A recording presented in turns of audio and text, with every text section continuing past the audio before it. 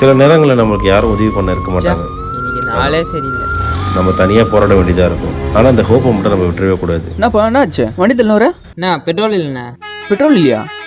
எவ்வளோ தூரம் தள்ளினவர? அங்கேருந்து தள்ளினு வரண்ணா. ஏன்பா யாருக்கிட்ட லிஃப்ட் கேட்கத்தானப்பா? நான் எல்லார்கிட்டையும் கேட்டேண்ணே டோப் பண்ண சொல்லி, ஆனால் டோப்பே பண்ண மாட்டானே. இந்த மனுஷங்களே இப்படி தான்ப்பா, சூழ்நிலைவாதிங்கப்பா எல்லாரும். எல்லாம் இந்த ரீல்ஸில் தான்ப்பா ஹெல்ப் பண்ணுவாங்க, ரியல் லைஃப்ல ஒன்றும் பண்ண மாட்டான். ஆமாண்ணே அப்படி தானே இருக்காங்க. இப்போ சப்போஸ் ஒரு லாரி வருது, அதை அடிச்சு நீ செத்துட்டேன்னு வச்சுக்க. நானா அட வச்சுக்கப்பா, செத்துட்டேன்னு ஒரு பேச்சுக்கு வச்சுக்க. பேச்சுக்கா? சரிண்ணா சரி.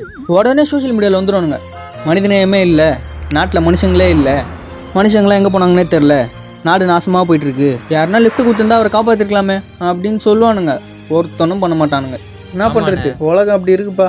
ஆனால் நீ ஒன்றும் கவலைப்படாதுப்பா, அண்ணன் இருக்கேன் சரியா? பெட்ரோல் பங்க் பக்கத்தில் தான் இருக்க, வாப்பலாம் வா. அண்ணா என்ன கொஞ்சம் உட்காந்துக்கிறேன். சரி சரி உட்காந்துக்குப்பா உட்காந்துக்குப்பா. இந்த யூனிவர்ஸ் ஏதோ ஒரு வகையில் நமக்கு ஏதோ ஒரு உதவி அனுப்பும். அந்த நம்பிக்கையை மட்டும் நம்ம விடக்கூடாது.